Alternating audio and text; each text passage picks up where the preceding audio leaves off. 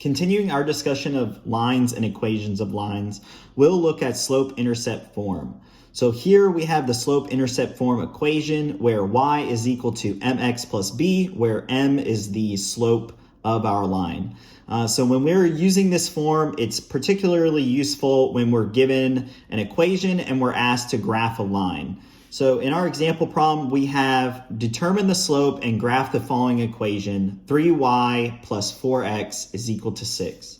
So the first step in solving this example problem is we want to rearrange this equation into our slope-intercept form here, y is equal to mx plus b.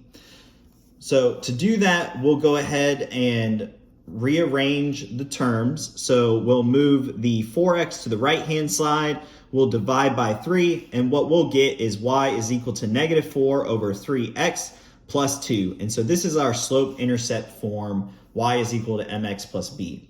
And so when looking at this expression, we notice that the m term in y is equal to mx plus b is negative 4 over 3. And so that will be our slope.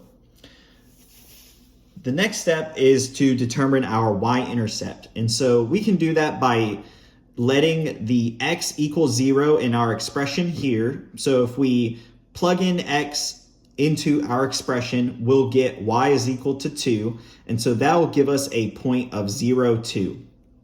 Finally, concluding this example problem, we'll need to graph our line. And so we have a point 0, 2, and we have the slope.